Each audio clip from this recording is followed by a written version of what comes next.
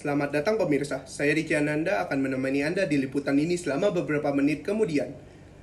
Sesuai dengan advertoria Net Zero Carbon dari program Bakti Lingkungannya Yayasan Jarum yang muncul di Kompas beberapa waktu lalu, PLN menyatakan siap membangun pembangkit listrik energi baru terbarukan atau PLEBT dengan kapasitas daya 10,6 gigawatt elektrik sampai tahun 2025.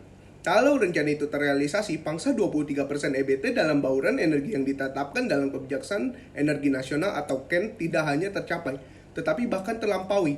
Kapasitas daya sebesar 10,6 GWE itu, dua penyumbang yang terbesar ialah PLTS dan PLTA, yang masing-masing akan membangkitkan listrik dengan daya 3,9 GW dan 3,1 GW.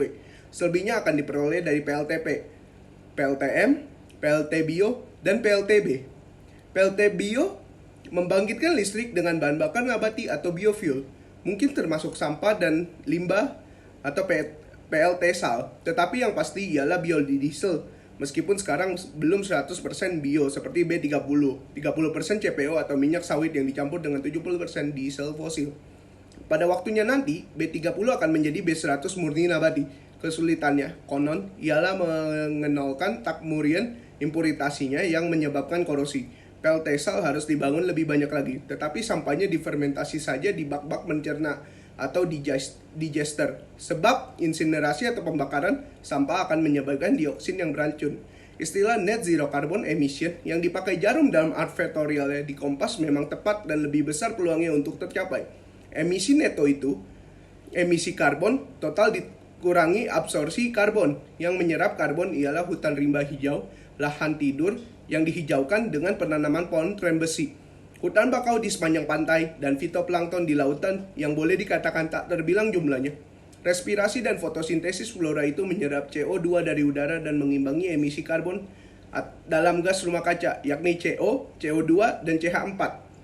Dari sektor industri, transportasi, dan pertanian atau peternakan, sungap karbon atau karbon sink itulah yang sekarang secara metafisis disebut energi biru atau blue energy. Jangan dikacaukan dengan blue energy yang dahulu bersama dengan padi super toy pernah terdengar di media massa.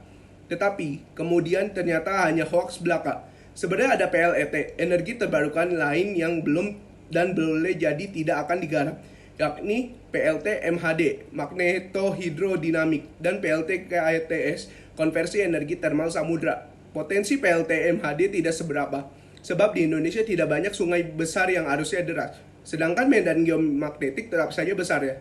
Seberapa yang diberikan oleh alam, sedangkan potensi KETS besar sekali. Mengingat di Indonesia ada laut Banda yang palungnya sangat dalam. Tetapi walaupun secara ilmiah KETS itu sudah tidak dikuasai, teknologi untuk menyadap energi sangat sulit dan mahal sekali. Usaha penyadapan energi berdasarkan perbedaan suhu antara permukaan dan dasar laut ini pernah diteliti oleh Dr. L.M. Panggabean, yang pada waktu itu seorang APU, ahli peneliti utama, dan menjadi direktur energi di BPPT. Penelitian yang dibantu Belanda itu tidak membuahkan hasil yang diinginkan. Jadi memang tepatlah kebijakan Ditjen EBT, KE, dan PLN untuk tidak menggarap PLMHD dan PLKETS. Dalam rencana PLN untuk mencapai 23% PLEBT itu tidak disebutkan akan adanya nuklir, meskipun B atau baru dalam EBT itu dapat ditafsirkan sebagai nuklir yang sejauh ini belum digarap di PLTN dengan reaktor-reaktor dayanya. Sehingga kalau nanti ada energinya bagi Indonesia, akan merupakan energi baru. Tiadanya nuklir dalam EBT yang digarap PLN itu sesuai dengan KEN, yang mencantumkan stipulasi bahwa nuklir adalah opsi terakhir. Energi terbarukan itu dalam konsensus internasional untuk menunjuk era emisi nol karbon seperti energi hijau atau green energy yang didefinisikan Bank Dunia sebagai energi yang pembangkitannya tidak dibarengi emisi karbon. Energi nuklir yang diperoleh dari PLTN tidak benar-benar hijau, sebab uranium atau thorium sebelum menjadi elemen bahan bakar nuklir yang siap dibelah di dalam teras reaktor harus diolah dulu melalui proses yang panjang. Penghilangan biji atau ornya, pemerkayaan atau enrichment-nya, dan pengemasannya dengan salutan zirconium menjadi pelat elemen bahan bakar.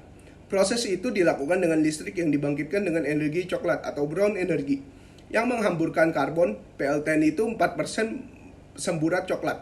Apabila 23% EBT dalam bauran energi nasional itu tercapai pada tahun 2025, masih ada bagian yang lebih besar, yakni 17% yang tidak hijau. Sumber daya untuk menghijaukan yang masih coklat itu ada, tetapi yang siap pakai belum tersedia atau available. Kita masih terpaksa terus memakai energi coklat dengan membakar batu bara di PLTU dan mengoperasikan PLTD atau diesel. Di sektor transportasi juga masih kita pakai BBM bumi seperti solar.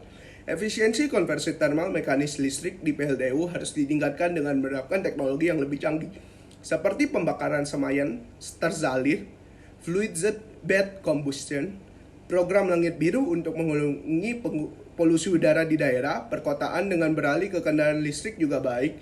Meskipun listrik untuk mengecas baterai masih dari PLTU, deforestasi dan kebakaran, apalagi pembakaran lahan gambut harus dihentikan, sebab pembakaran kayu dan lahan gambut atau pit soil melepaskan karbonnya ke udara. Sela atau shale, yakni batuan yang mengandung minyak, tidak usah kita pikirkan. Sebab sela itu seandainya kita punya pun eksploitasinya dari dasar laut yang dalam, memerlukan teknologi yang tidak kita kuasai. Sela kita pakai sebagai padanan shale atau ink, sebab ada kata sela yang berarti batu kalau disetujui parlemen, DPR dan DPD berarti juga MPR. Secara demokratis, Indonesia bisa saja nekat go nuklir dengan membangun PLTN untuk menuju atom por Laguerre, membuat alutsista nuklir untuk berperang mempertahankan negara. Jiran di selatan kita membentuk poros AUKUS bersama Amerika Serikat dan Inggris Raya untuk memperoleh pasukan kapal selam nuklir dan teknologi pembuatannya. Langkah go nuklir itu, walaupun gegabah, tidak akan melanggar 3 sila yang terakhir dalam Pancasila. Tetapi, bagaimana dengan sila pertama dan kedua? Apakah nuklir sebagai senjata pemusnah massal dapat kita terima secara moral? Sekian liputan hari ini, terima kasih.